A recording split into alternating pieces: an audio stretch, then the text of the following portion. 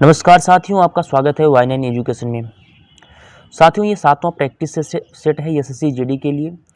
और जो भी इसमें क्वेश्चन हैं सभी इंपॉर्टेंट क्वेश्चन हैं जो कि पिछली परीक्षाओं में आए हुए प्रश्न हैं, तो इनको ध्यान से पढ़िएगा और ध्यान से नोट कीजिएगा। तो शुरू करते हैं आज का सेशन दोस्तों। शुरू करने से पहले दोस्तों चैनल को सब्सक्राइब कर लीजिएगा और वीडियो अच्छा लगे तो वीडियो को लाइक और शेयर ज़रूर कीजिएगा। तो देखते हैं पहला क्वेश्चन क्या है दोस्तों। पहला क्वेश्चन है, राकेट किस सिद्धांत पर कार्य करता है? राकेश किस सिद्धांत पर कार्य करता है? साथियों, आपका ऑप्शन है ए न्यूटन के तृतीय नियम, बी न्यूटन के प्रथम नियम, सी न्यूटन के द्वितीय नियम, डी आर्किमिडीज के सिद्धांत पर। साथियों, इसमें आपको बताना है राकेट किस सिद्धांत पर कार्य करता है। राकेट किस सिद्धांत पर कार्य करता है? आपके ऑप्शन है इसमें न्यूटन के तृतीय नियम से, ऑप्शन नंबर बी है न्यूटन का प्रथम नियम से, ऑप्शन नंबर सी है न्यूटन के द्वितीय नियम से और ऑप्शन नंबर डी है आर्किमिडीज के सिद्धांत से। तो इसमें सही आंसर क्या हो जाएगा साथियों? सही आंसर इसमें हो जाएगा ऑप्शन नंबर ए न्यूटन के तृतीय नियम से राकेट कार्य करता है। राकेट का सिद्धांत जो है वो न्यूटन के तृतीय नियम से लागू होता है, जो कि न्यूटन के तृतीय नियम से वो कार्य करता है। आगे बढ़ते हैं साथियों क्वेश्चन नंबर 2 की तरफ। क्वेश्चन नंबर 2 क्या कह रहा है, देखते हैं साथियों। क्वेश्चन नंबर 2 है, संपूर्ण महासागरीय क्षेत्रफल के कितने प्रतिशत भाग पर महाद्वीपीय में मग्न तट का विस्तार हुआ है? तो साथियों, इसमें आपको बताना है संपूर्ण महासागरीय क्षेत्रफल में कितने प्रतिशत भाग पर महाद्वीपीय मग्न तट का विस्तार है। साथियों, मग्न तट का मतलब ये होता है कि जो समुद्र तल में जो गहराई होती है उसी को मग्न तट कहते हैं। इसकी औसत ढाल होती है साथियों, औसत ढाल इसकी होती है 1 डिग्री। और दोस्तों, इसकी जो औसत गहराई होती है, औसत गहराई इसकी होती है मग्न तट की 200 मीटर मग्न तट की गहराई होती है। साथियों, इसमें आपको बताना है जो मग्न तट का विस्तार कितने प्रतिशत क्षेत्रफल पर होता है महासागरों के। तो आपके ऑप्शन है इसमें, ऑप्शन नंबर है 6.5%, ऑप्शन नंबर बी है 7.5%, ऑप्शन नंबर डी है सी है 8.5% और ऑप्शन नंबर डी है 9.5%। ऑप्शन नंबर डी लिख दे रहे हैं हम यहाँ 9.5%।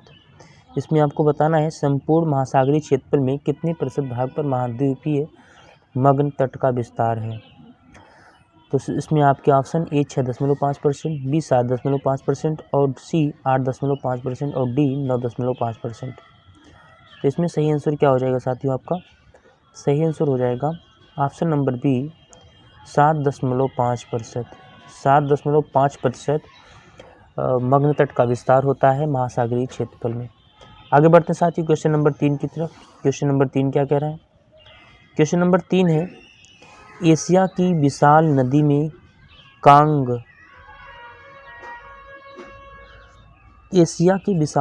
कांगो निम्नलिखित देशों में किसमें नहीं बहती है? एशिया की विशाल नदी कांगो ये नहीं होगा साथियों। एशिया की विशाल नदी कांगो, ये कांगो है। एशिया की विशाल नदी कांगो निम्नलिखित में से किस में नहीं बहती है? तो आपके ऑप्शन है साथियों ए चीन, बी मालदीव मलेशिया, सी कंबोडिया और ऑप्शन नंबर डी है लाओस। ऑप्शन नंबर डी है लाओस। आपको बताना है साथियों जो कांगो नदी है वो किस में से नहीं बहती है। आपके ऑप्शन दिए हैं चीन, मलेशिया, कंबोडिया और लाओस। तो सही आंसर क्या हो जाएगा इसमें साथियों? सही आंसर हो जाएगा option number B Malaysia. Congo नदी, एशिया की जो विशाल नदी कांगो है वो मलेशिया में नहीं बहती है। आगे बढ़ते हैं क्वेश्चन नंबर 4 की तरफ। क्वेश्चन नंबर 4 है, 16 महाजनपदों की सूची किस ग्रंथ में उपलब्ध है? 16 महाजनपदों की सूची किस ग्रंथ में उपलब्ध है? आपके ऑप्शन है ए महाभारत में, बी आगंतुक निकाय में, सी छंदोग्य उपनिषद में, डी संयुक्त निकाय में। तो साथियों इसमें आपको बताना है, इसमें सही आंसर क्या हो जाएगा आपका। जो 16 महाजनपदों की सूची है वो किस ग्रंथ में उपलब्ध है। तो आपके ऑप्शन हुए महाभारत में, आगंतुक निकाय में, छंदोग्य उपनिषद में और संयुक्त निकाय में। साथ ही इसमें सही आंसर क्या हो जाएगा आपका ऑप्शन नंबर बी, आगंतुक निकाय में। ये आगंतुक निकाय में, आगंतुक निकाय में 16 महाजनपदों की सूची प्राप्त होती है। आगंतुक निकाय एक जैन ग्रंथ है जिसमें 16 महाजनपदों की सूची प्राप्त होती है। आगे बढ़ते हैं साथियों क्वेश्चन नंबर 5 की तरफ। क्वेश्चन नंबर 5 क्या कह रहा, क्वेश्चन नंबर 5 है तमिल भाषा का मणिमेकलई नामक गौरव ग्रंथ किससे संबंधित है। तमिल भाषा का एक ग्रंथ है, वो कौन सा ग्रंथ है, वो ग्रंथ है मणिमेकलई। कौन से, मणिमेकलई, मणिमेकलई, मणिमेकलई। वो किस भाषा किससे संबंधित है, मतलब किस धर्म से संबंधित है। आपके ऑप्शन है ए जैन धर्म, बी बौद्ध धर्म, सी हिंदू धर्म और डी है साथियों ईसाई धर्म। डी ईसाई धर्म है। इसमें आपको बताना है सही आंसर क्या हो जाएगा आपका। इसमें आपको बताना है साथियों सही आंसर क्या हो जाएगा। तो ऑप्शन नंबर बी बौद्ध धर्म। इसमें सही आंसर बौद्ध धर्म से जो तमिल भाषा का मणिमेकलई नामक गौरव ग्रंथ है वो बौद्ध धर्म से संबंधित है। आगे बढ़ते हैं साथियों क्वेश्चन नंबर 6 की तरफ। क्वेश्चन नंबर 6 क्या कह रहा, क्वेश्चन नंबर 6 है किस इतिहासकार ने शाहजहां के शासनकाल को मुगल काल का स्वर्ण युग कहा था। साथियों वो कौन सा इतिहासकार था जिसने शाहजहां के शासनकाल को मुगल का स्वर्ण काल कहा था, स्वर्ण युग कहा था। तो आपके ऑप्शन है वी.ए. स्मिथ, बी है जे.एन. सरकार और ऑप्शन नंबर सी है श्री एल श्रीवास्तव और ऑप्शन नंबर डी है इनमें से कोई नहीं।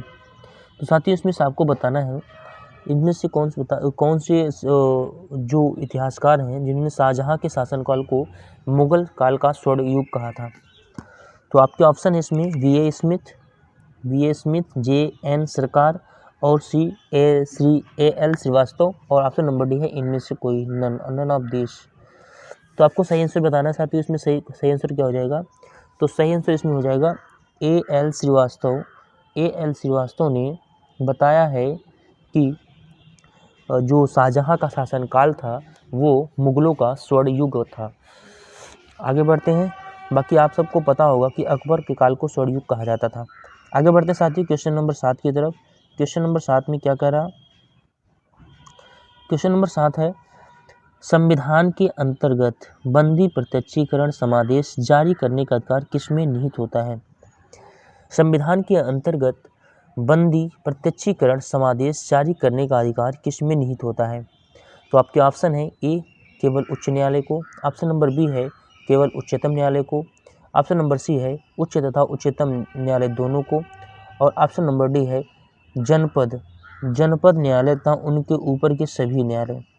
तो साथियों इसमें आपको बताना है बंदी प्रत्यक्षीकरण जो है वो कौन जारी कर सकता है, बंदी प्रत्यक्षीकरण कौन जारी कर सकता है। आपके ऑप्शन है केवल उच्च न्यायालय, ऑप्शन नंबर बी केवल उच्चतम न्यायालय, ऑप्शन नंबर सी उच्च तथा उच्चतम न्यायालय दोनों और ऑप्शन नंबर डी है जनपद न्यायालय था उनके ऊपर के सभी न्यायालय। तो साथियों इसमें सही आंसर क्या हो जाएगा आपका, सही आंसर क्या हो जाएगा आपका बताइएगा। सही आंसर इसमें हो जाएगा ऑप्शन नंबर सी उच्च तथा उच्चतम न्यायालय दोनों ही बंदी प्रत्यक्षीकरण समादेश जारी कर सकते हैं। अनुच्छेद 32 में 5 रिटों की इसमें व्याख्या किया गया है। आगे बढ़ते हैं साथियों क्वेश्चन नंबर 8 की तरफ। क्वेश्चन नंबर 8 क्या कह रहा है, क्वेश्चन नंबर 8 है निम्नलिखित में से क्या उच्च न्यायालय और उच्चतम न्यायालय दोनों ही अधिकारिता के अधीन आते हैं। निम्नलिखित में से क्या उच्च न्यायालय और उच्चतम न्यायालय दोनों ही अधिकारिता के अधीन आते हैं। तो आपके ऑप्शन है ए केंद्र और राज्यों के विवाद के बीच, संविधान के उल्लंघन के विरुद्ध संरक्षण के बीच और ऑप्शन नंबर सी है राज्य के बीच परस्पर विवाद और ऑप्शन नंबर डी है मूल अधिकारों के संरक्षण। ऑप्शन नंबर डी है मूल अधिकारों का संरक्षण।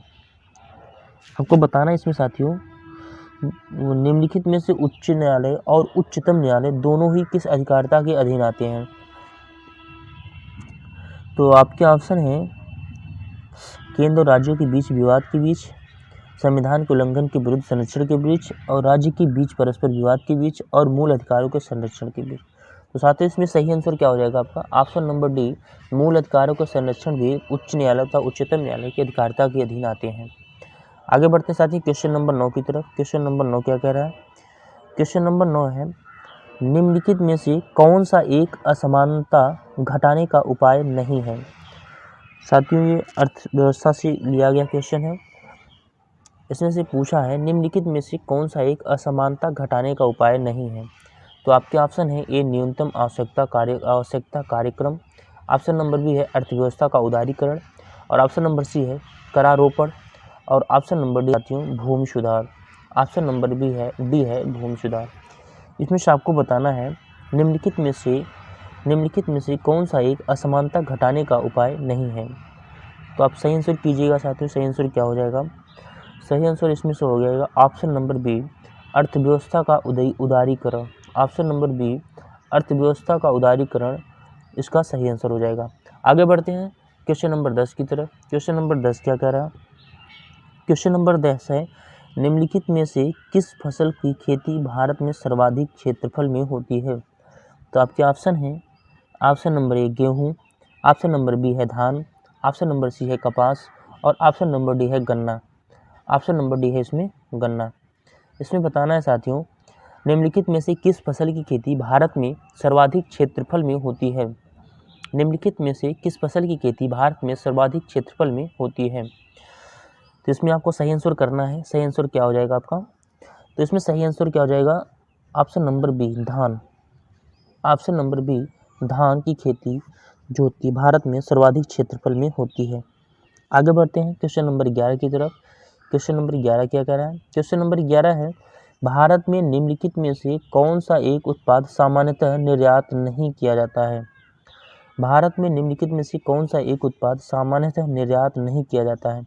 आपके ऑप्शन है ए गेहूँ, बी चावल, सी चीनी, और डी है दालें। ऑप्शन नंबर डी है दालें।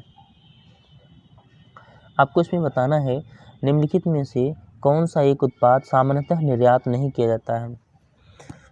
वो कौन सा एक उत्पाद है जो निर्यात नहीं किया जाता है? तो इसमें सही आंसर क्या हो जाएगा साथियों?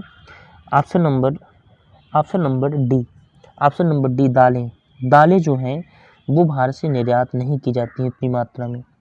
दालें निर्यात नहीं की जाती हैं। आगे बढ़ते हैं क्वेश्चन नंबर 12 की तरफ। क्वेश्चन नंबर 12 है, निम्नलिखित में से कौन सा तत्व लैंथेनाइड है? निम्नलिखित में से कौन सा तत्व लैंथेनाइड है?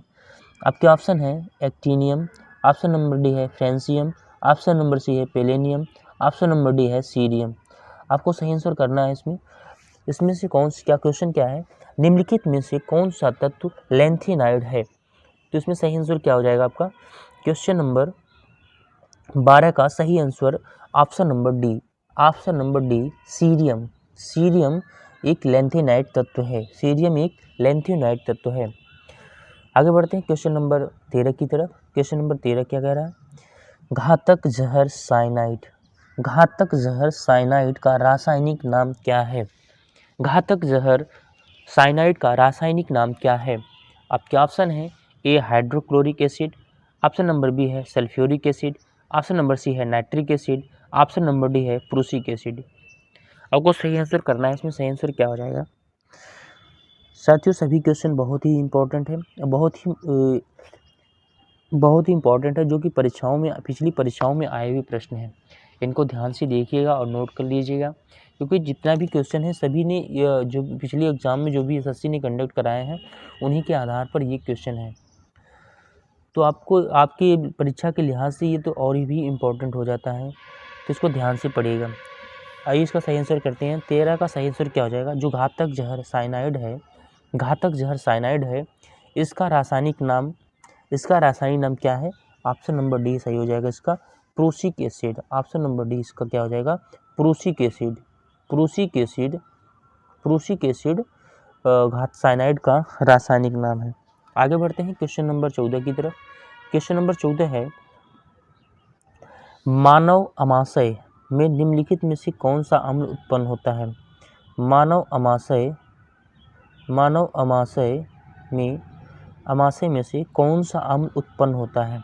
आपके ऑप्शन है ए फार्मिक अम्ल, बी सल्फ्यूरिक अम्ल, सी नाइट्रिक अम्ल और ऑप्शन नंबर डी है हाइड्रोक्लोरिक अम्ल। इसमें आपको बताना है अमाशय में से कौन सा तत्व निकलता है। तो आपके ऑप्शन ए फार्मिक अम्ल, बी सल्फ्यूरिक अम्ल, सी नाइट्रिक अम्ल और डी हाइड्रोक्लोरिक अम्ल। इसमें सही आंसर करना है आपको, सही आंसर करना है 14 का। सही आंसर क्या हो जाएगा आपका साथियों? हाइड्रोक्लोरिक अम्ल। ऑप्शन नंबर डी जो अमाशय से हाइड्रोक्लोरिक अम्ल उत्पन्न होता है। आगे बढ़ते हैं क्वेश्चन नंबर 15 की तरफ। क्वेश्चन नंबर 15 क्या है? क्वेश्चन नंबर 15 है, चोल राजाओं ने किस धर्म को संरक्षण दिया था? क्या साथियों? चोल राजाओं ने किस धर्म को संरक्षण दिया था? आपके ऑप्शन है ए जैन धर्म को, बी बौद्ध धर्म को, सी शैव धर्म को और डी वैष्णव धर्म को। इसमें से आपको बताना है चोल राजाओं ने किस धर्म को संरक्षण प्रदान किया था। चोल राजाओं ने किस धर्म को संरक्षण प्रदान किया था? तो इसका सही आंसर क्या हो जाएगा? सही आंसर हो जाएगा ऑप्शन नंबर सी शैव धर्म। शैव धर्म को चोल राजाओं ने संरक्षण प्रदान किया था। आगे बढ़ते हैं साथियों क्वेश्चन नंबर 16 की तरफ। क्वेश्चन नंबर 16 क्या कह रहा है? क्वेश्चन नंबर 16 है, यामिनी कृष्णमूर्ति का संबंध किस शास्त्रीय नृत्य से है? यामिनी कृष्णमूर्ति का संबंध किस शास्त्रीय नृत्य से है? तो आपके ऑप्शन है ए भरतनाट्यम, बी कथकली, सी ओडिसी, डी कथक। इसमें सही आंसर आपको बताना है यामिनी कृष्णमूर्ति का संबंध किस शास्त्रीय नृत्य से है। तो साथियों सभी क्वेश्चन इंपॉर्टेंट हैं, इसको ध्यान से पढ़िएगा और चैनल को सब्सक्राइब जरूर कर लीजिएगा और वीडियो को लाइक और शेयर जरूर करें। साथियों इसका सही आंसर क्या हो जाएगा 16 का? Option number A Bharatanatyam. Option number A Bharatanatyam. Yamini Krishnamurthy का संबंध भरतनाट्यम शास्त्रीय नृत्य से है। आगे बढ़ते हैं साथियों क्वेश्चन नंबर 17 की तरफ। क्वेश्चन नंबर 17 है, विश्व में भारतीय रेलवे नेटवर्क किस स्थिति में है? मतलब ये पूछ रहा है भारतीय रेलवे जो नेटवर्क है वो किस स्थिति में है, मतलब कि पूरे विश्व में किस स्थान पर रखता है भारतीय रेलवे नेटवर्क। तो आपके ऑप्शन इसमें दिया है ए दूसरी, बी तीसरी, सी चौथी, डी पाँचवीं। इसमें सही आंसर करना है आपको साथियों। सही आंसर क्या हो जाएगा? तो सही आंसर इसमें हो जाएगा ऑप्शन नंबर सी चौथी। ऑप्शन नंबर सी इसमें सही हो जाएगा चौथी। विश्व में जो भारतीय रेलवे नेटवर्क है वो भारत चौथे स्थान पर रखता है। आगे बढ़ते हैं क्वेश्चन नंबर 18 की तरफ। क्वेश्चन नंबर 18 है, निम्नलिखित में से किस राज्य या देश में अशोक के व्यक्तिगत नाम अशोक का उल्लेख मिलता है? किस राज्यादेश में? चाहते हो ये राज्यादेश है। निम्नलिखित में से किस राज्यादेश में अशोक के व्यक्तिगत नाम अशोक का उल्लेख मिलता है? तो आपके ऑप्शन है ए कलश, बी रोमिंदेई, सी विशिष्ट कलिंग राज्यादेश और डी मास्की। इसमें आपको बताना है किस राज्यादेश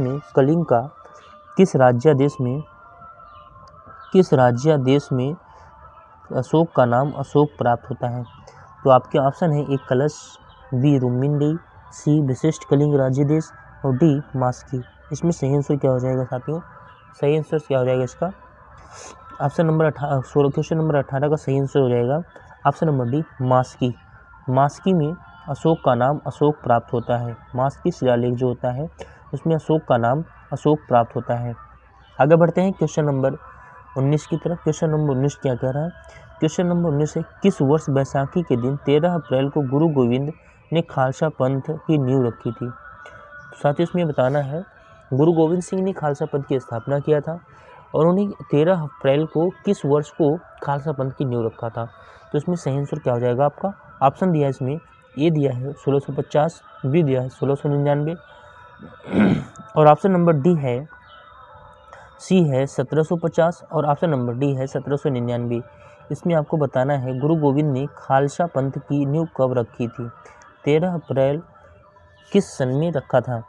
तो आपका सही आंसर क्या हो जाएगा इसमें, सही आंसर हो जाएगा इसमें ऑप्शन नंबर बी 1699। 13 अप्रैल 1699 को गुरु गोविंद सिंह ने खालसा पंथ की नींव रखी थी। आगे बढ़ते हैं साथियों क्वेश्चन नंबर 20 की तरफ। क्वेश्चन नंबर 20 क्या कह रहा है, क्वेश्चन नंबर 20 है शिवाजी मुगलों के कैद से भागने के समय कौन से नगर में कैद थे।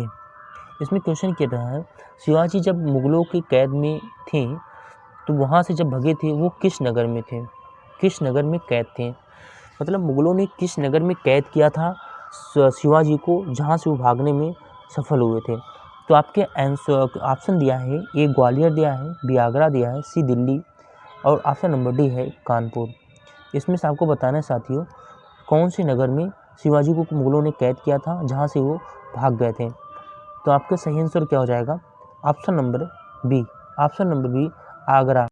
आगरा में कैद किया था जहाँ से वो वहाँ से भागने में सफल हुए थे, वहाँ से वो भागने में सफल हुए थे, वहाँ से भागने में वो सफल हुए थे।